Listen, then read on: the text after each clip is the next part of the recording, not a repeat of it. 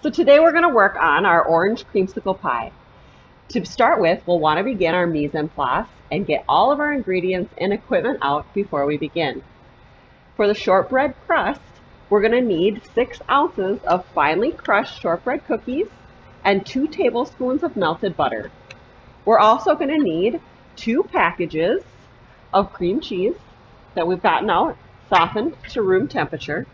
We're going to need 1 1/3 cup powdered sugar that we've gotten all our things out for. We're also going to need about a 1/4 cup of orange juice from our fresh squeezed orange, as well as all the zest from the outside of it. So we've gotten our oranges and the equipment out that we need for that. We're going to need a pinch of kosher salt. So we've gotten our kosher salt, as well as 2 teaspoons of orange extract. So we've gotten that out. And we'll also be needing 2 cups of whipped topping, which is like a Cool Whip. So we'll get that out of our fridge. We actually even took it out of the freezer last night to make sure that it was thawed out and ready for use today. So we have, this would be an example of our 8-ounce tub of whipped topping we have out and ready for us. After that, we're going to need more topping for the top of our pie. So we got our whipped topping out and ready. So we have all our ingredients, and I have gone through and gotten all the little pieces of equipment that I'm going to need in order to execute this recipe and not have to step away. We'll begin with our shortbread crust. We need 6 ounces of finely crushed shortbread cookies. That means if I get like these, my package says that it has 11.2 ounces of cookies. So I know I can just use just over half of that package of cookies. In this package of cookies are 3 rows of 7 cookies. So I am going to put 11 cookies in to get to my 6-ounce mark.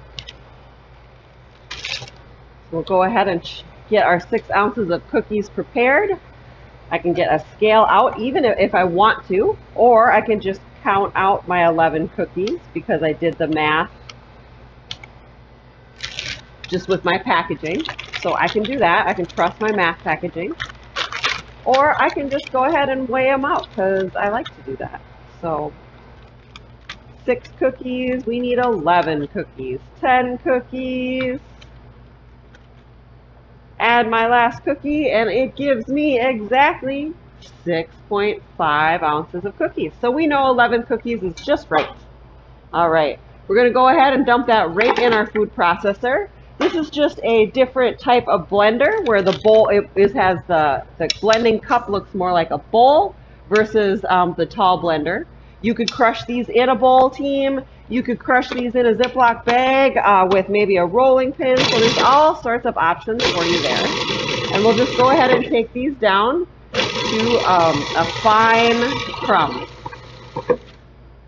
When things stop moving around real good, I like to just take my finger off the pulse button, make the cookies fall back down to the bottom, and turn it back on until I get my fine crush. So this looks good to me. Here's what we got. And then next we need our 2 tablespoons of melted butter. So what I'm going to do is I've already got my butter, right, and all the things that I need to do this. So my crumbs are set.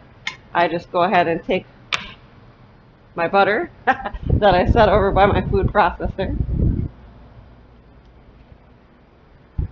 and the paring knife that I prepared for it. And I just used the marks right on my package to cut off my 2 tablespoons of butter. And I just am going to head over to the microwave now because I have a nice microwave safe dish. And in 10-second bursts, microwave this until it is liquid. All right, team, we've worked through, got our butter melted and returned to our blender, our food processor, our bowl that we are working with our cookie crumbs in. We're going to use our scraper spatula and get all that butter into our food processor. Put my lid on, and I'm going to go ahead and turn that on until the butter mixes around real good. It'll look like beach sand. I have my pie tin prepared.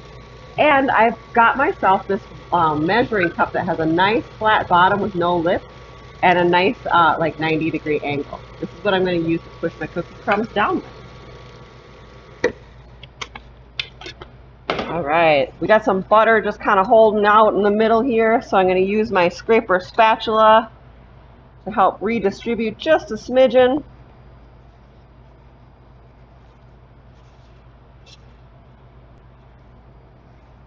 All right, and then we'll just turn this on for a few more seconds, because when you get that butter all redistributed nice, oh, it just works so good.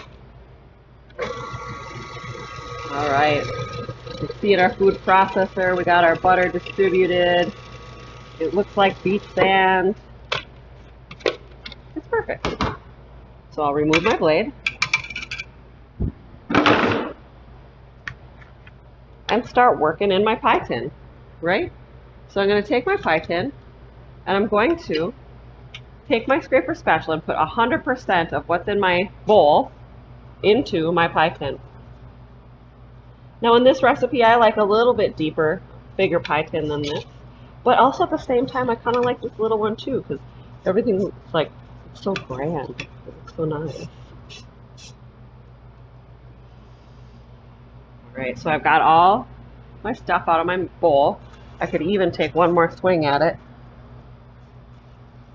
Oh, I got a little more. Perfect.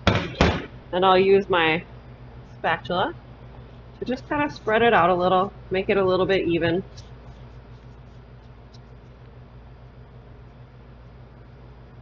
Before I start pressing it down. All right, we've spread it out just a little bit. We've made it even. And now we're just going to take our measuring cup or a glass that has a nice flat bottom, something like that, and we just are going to start tapping in the center. All right. And what that's going to do is it's going to start packing those little the air out of our crust and firming it up.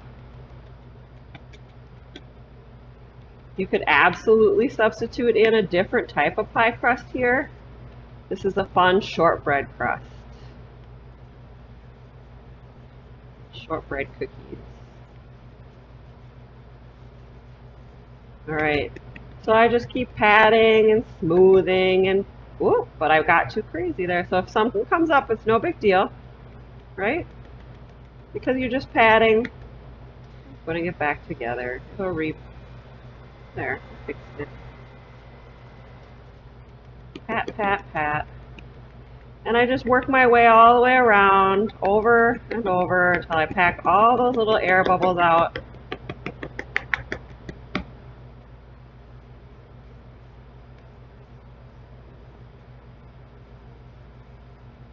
When I roll my measuring cup across, it feels smooth. There's no big road bumps in there. And after I've done that, then I can start beginning to pack down my side. Okay, so I just use the side of my cup here to pack it in. And I'm going to have to go over this like 2-3 times in order to just gently pack it in without lifting it up and getting it nice and firm. You just work it up the side. It's no big deal if it's not perfect because it's a crumbly crust.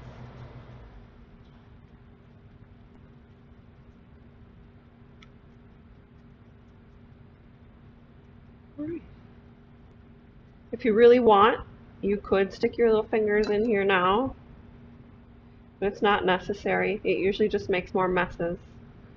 Just use the side of your measuring cup and pack it in there. That third and final pass. It looks great now.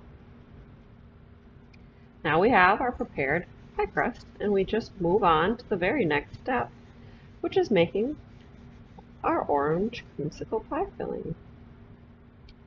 So I'm going to go ahead and bring this over to my next to my cooking area, and we're going to go ahead and start working at our mixer.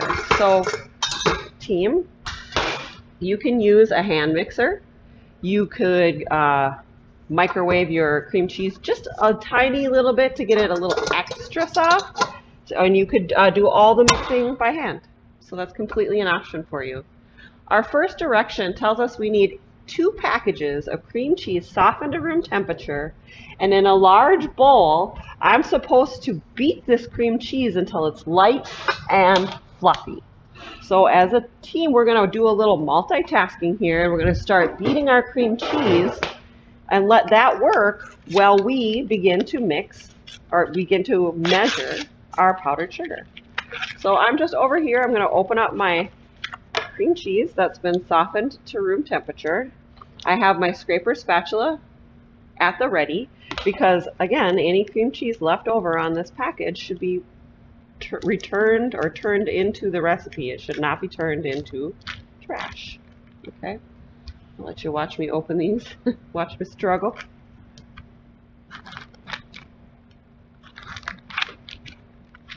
Just get them all the way open, and then I just take the whole chunk, drop it in. None really stuck, so I don't have to get any off. Now team, remember when you're working with this, anytime you need to add something to your mixer, scrape the sides of the bowl with your mixer, anything like that, it's always turned off. No quick additions when your mixers or hand mixers are running. It's a machine. It doesn't care about you. It doesn't have a brain or a soul. It doesn't know it's hurting you because it's just designed to puree, grind, and chop and mix, right? So it's just going to keep doing that until it can't anymore. So no quick additions of anything with your fingers or your spatulas, because if this grabbed the spatula, it could also make my wrist move really fast and sprain or break my wrist. So no additions when this thing's running. Deal? All right. So now notice I put ingredient in here without the wire whip, because that's my habit. I find it much easier than having to try to work around this when I'm working. So now I'm going to go ahead and I'm going to turn it on. But notice it's on a little bit slow right now and things aren't really whipping up happy, right? So don't be afraid to go ahead and increase the volume a little bit so that when this is working, the cream cheese will leave the whisk and start joining the party in the bowl, okay?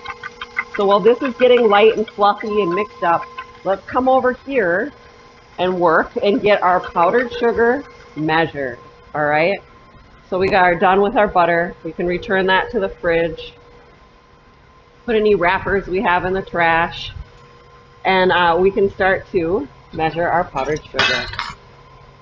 So I have my powdered sugar, sometimes called confectioner's sugar in recipes. And you're going to go ahead and get out an additional bowl, because from now on, when you work with powdered sugar, you are going to use a sifter or a strainer of some kind with a little screen in order to break up any lumps that might be in our powdered sugar. We're going to refluff these feathers. So I have my 1 1/3 cup set out and ready. I have my spoon ready for my powdered sugar, and I'm going to go ahead and start spooning this right into my 1 cup. So no more do we do, this is not how we measure fluffy things. All right, we spoon them in so we don't accidentally pack too much into our cup and our recipe doesn't turn out quite right, right? So I go ahead and I fill it to overfull, and I take my leveling knife and I level it off, and I just dump it straight into my strainer and move on to my next measurement.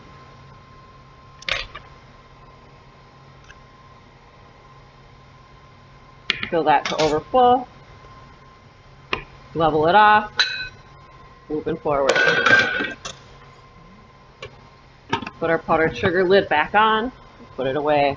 So we can go ahead and start sifting this. And the thing is powdered sugar will get a little clumpy again, and it can get a little packed down. And recipes go better if we sift our powdered sugar and get all those little clumpies broke up, because we don't want like whole balls, whole like mixed in, undissolved balls of powdered sugar in there. That'd be yucky. All right, so you can see even through the camera here, you can see that all those little clumpies and how we're doing a nice job of making it all soft and fluffy again. Sometimes I like to just pat on it. I feel like it gets things through nice and fast. And then you can just take also your spoon and even help break things up in there. Those are all great ways to get that done.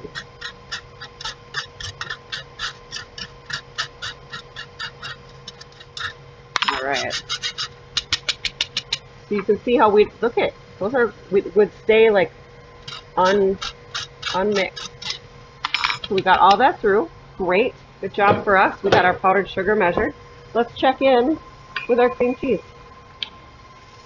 Ooh, that's looking nice. But it looks soft, but it doesn't look fluffy yet. So I'm going to turn up my mixer. Give it a little time to fluff while I work on my next ingredient. All right, team? So my next ingredient is all of the zest from the outside of my orange and all of the juice from the inside of my orange. So I'm going to use my zester, and I'm going to do a little halves and half. I'm going to do half of my orange zest with my microplane. It's really fine. And I'm going to do the other half with my zester, getting all the zest off the outside of this orange, all the flavorful oils and good stuff that it provides for me. I'm going to just work on my cutting board.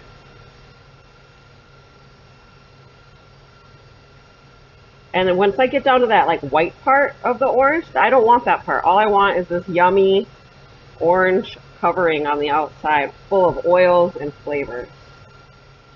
All right, so I've worked through about half of this orange on just the outside. And now I'm going to switch to the microplane for a finer grate. Because I like the way that these big ones look in my recipe, but I like the way this little microplane stuff imparts so much more flavor because it's so much finer. All right, so we got through all of our zest. Over here, so. Perfect. So I got all the zest off the outside. We can compare. It looks very different. And I'm going to go ahead and tap this off my microplane.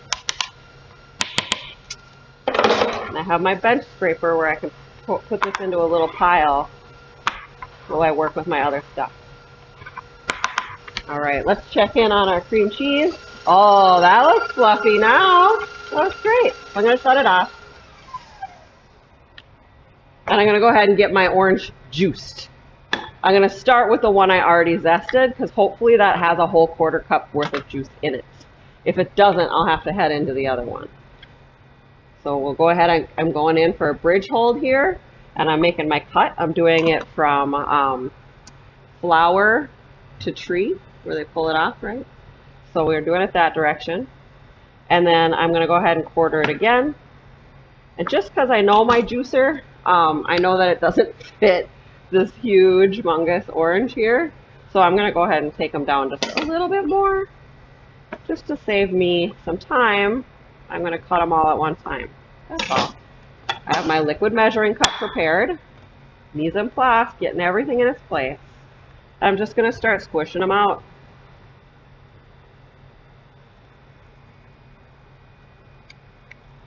You could use a juicer, or you could just squeeze it with your hand. It would totally work too.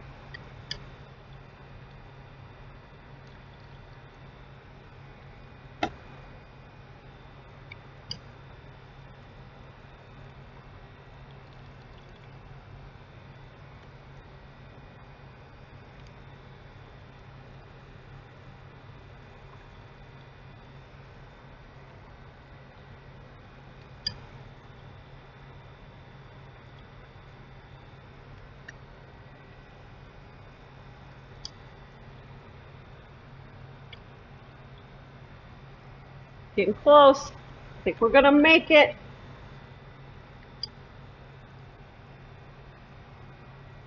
We did it. We got the whole quarter cup out of our one orange. Yay.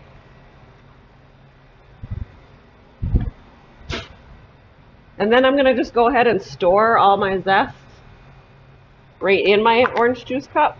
As you can see, I got my 2 ounces, 1/4 cup. I'm going to just go ahead and use my bench scraper, pick all that up, put that in there.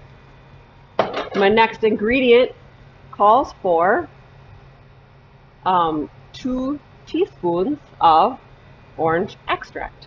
So I'm going to go ahead and get that measured out.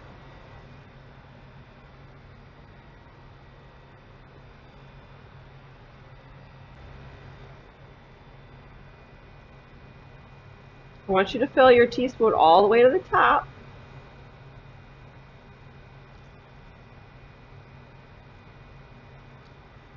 There we go. 2 teaspoons of extract. And then I need a pinch of salt. So I have my salt prepared in with me.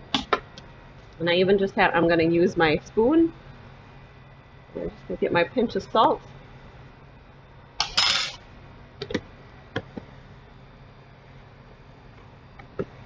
So I have that prepared. And then my last but not least, 2 cups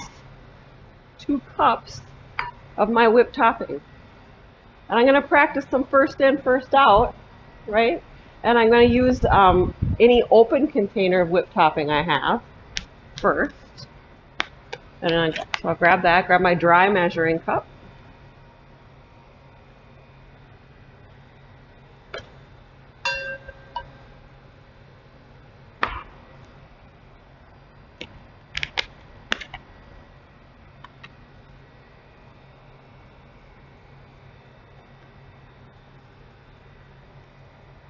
Make sure I get it all the way full. And making sure that this is measured and ready before I step up to my mixer. All these things being measured and ready are really going to make your cooking a lot more enjoyable. That was 1 cup. Now we're going for cup number 2.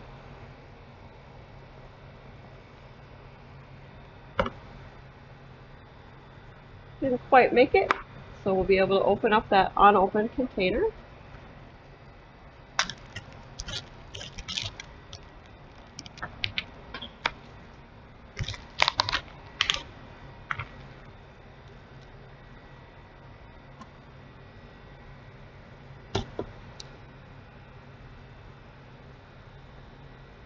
All right, so we have our second cup.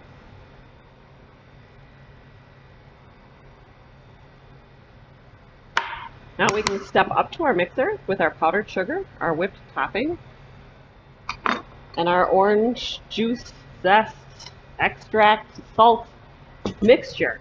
All right, so let's go ahead and spin around and take ourselves back to our mixer, where it tells us in our directions that we can add our powdered sugar and our juice, extract, zest, salt combination all at one time. All right, so Miss Peterson adds things with the mixer off.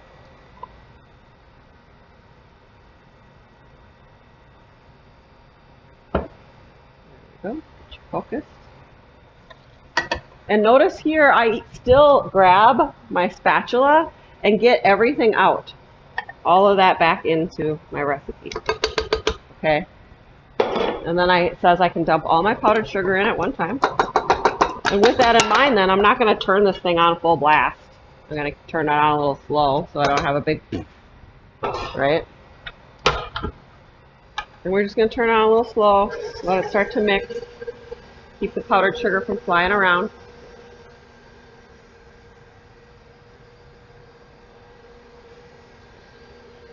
All right, turn it up a little. We're going to mix this until it's lump free, and we're going to scrape the sides of the bowl at least twice.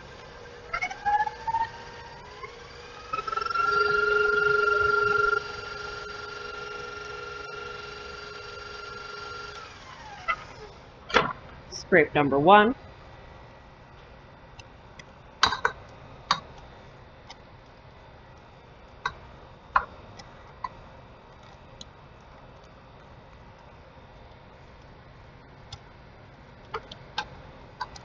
So I got all the way down to the bottom. Make sure any of that firm cream cheese that hasn't been a part of any of this yet is up and taking part in this.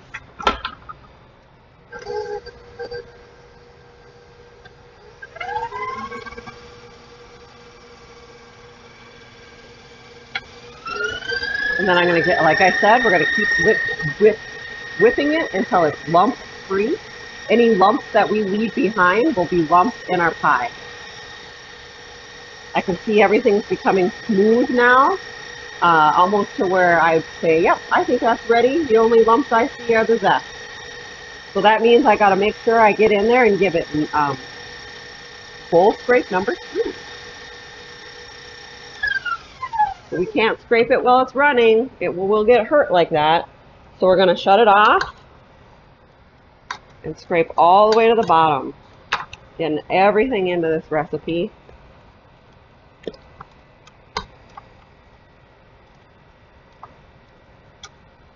You can use the side of your beater or wire whip to clean off your spatula. A few more seconds, and we can put it right into our pie. So any lumps that you see in there right now, team, should only be lumps from your zest. There should be no more cream cheese lumpies, okay? So this next step tells us now that we can, okay, so we need to now gently fold in the whipped topping, and then we get to pour it into our pie crust. And then we'll smooth out a layer of whipped cream topping over the creamsicle filling and refrigerate it for at least an hour. And we can keep it for up to a week covered, garnishing it with things like orange wedges. So team, this part is where you can even get creative and put your whipped topping in a piping bag. Or just do something smooth and make little dotted lines. So let's work on folding. Because here in cooking terms, we want to think about things like folding, right? Because in this recipe, we've worked through some stuff where we had to beat the cream cheese until it was light and fluffy, considering that cooking term. We got to use some zest, something we got introduced to in our chapter. And now the term we're concerned about is to fold right here. So folding is not a stirring action. It's actually like a divide, scrape, flop. Divide, scrape, flop. And the point of that is in order to not pop bubbles and keep everything really leavened, really fluffy. So if we stir, that action of stirring, you can almost picture this rubber scraper spatula. If I went and stirred this, it would smash my whipped topping and break its bubbles, all that hard work that we did. So this is a great recipe to learn how to practice folding. And like I said, folding, you're going to go ahead and add your cup of whipped topping, and you're going to turn your scraper spatula the long way so that it cuts through like a knife, okay? So cut it through, scrape along, flop. Turn your bowl, cut it through, scrape along, flop.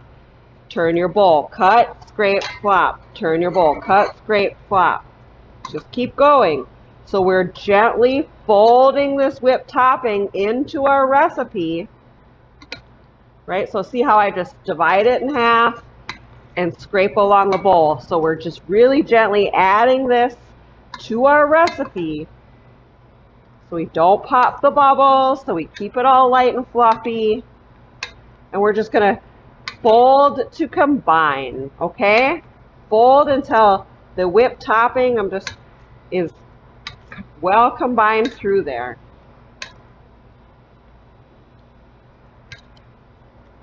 Now, team, you could use different fruits in here, couldn't you? We used orange today, but you could totally use lemon if you wanted. You could totally use strawberries if you wanted. You could do really all sorts of options. Maybe one of my students out there has some of that Goya guava paste. Maybe that would be a really cool thing to add into this, right? So now look at team. I've done this action of turning and flopping and turning and flopping, just making sure that I don't pop the bubbles. And I'm happy. I feel like I got this to combine. So now this is where I can go ahead and add it to my pie, that shortbread topping that we made, crust that we made. Team, again, you can use different things for the crust too. You could use graham crackers. You could use some kind of any other cookie you wanted. Honest. Right? So then I just very carefully, gently spread this over the top. And if it's firm enough, you can go ahead and add your whipped topping, right? So if it's not firm enough, it feels like, I don't know, it's too runny, put it in the fridge for a while. Let it set up before you put the whipped topping on. So this is where you can take your whipped topping, and you can take something like a spreader spatula, right? This would be called a spreader spatula, this hand tool here, and you could take your whipped topping and just very carefully spread it over the top, right? Now the other option would be to use something like an offset spatula. To see how this one has a little offset to it? And that one is nice because when you're working with stuff like this, you don't accidentally drag your knuckles into your product. I like that. So there's that option, right? So we could put it in the fridge, let it set up for a little bit, and then add our whipped topping. And you can do fun things with your whipped topping if you're going to do it with your spatula, like this. Like take your that and make little designs like that. Okay, so that's an option. Okay, the other option is to put it into a piping bag, and if you don't have a tip, that's okay. Just cut it and have it be just little swirlies anyway. So this is my favorite way to decorate it, is to put my whipped topping in a bag, because then I don't have to wait for it to set up. I can just go ahead and add it like this. So then I can just work around, make my little stars. Look, you guys, all I gotta do is just a little, you just press and lift up, press and lift up, right? So I could do that, and then I like to just work it all the way around. That's how I like to add my whipped topping. I just think it's kind of pretty. But like I said, you can totally make it smooth and do little pulls on it like that. That's a fun way to do it. But team, you cannot serve this right away. It definitely has to go into the fridge for a while to get set up and firm. Okay? We got to get it set up firm. Feel free to do this with lemons, grapefruits, strawberries, guava paste. I don't know. What else? What other ideas do you got for me, team? What else could we do? And there it is. It looks like it just came from the store. But you could do that. And honestly, you could do it with like the can too. You could go, but I think that's kind of spendy. So I like to just put it in like a Ziploc bag and cut the tip off, okay? All right. So there you have it, my friends. Your lemon, I'm sorry, this isn't lemon. This is your orange creamsicle pie. And we're going to put it in the fridge and let it set up. You have the very best day. Enjoy this. Like I said, you can keep it around for a week. Make sure you cover it with a dome of some kind so it doesn't absorb any fridge flavors. And this is a ready-to-eat food, so it does need refrigeration. Have a good one, everybody.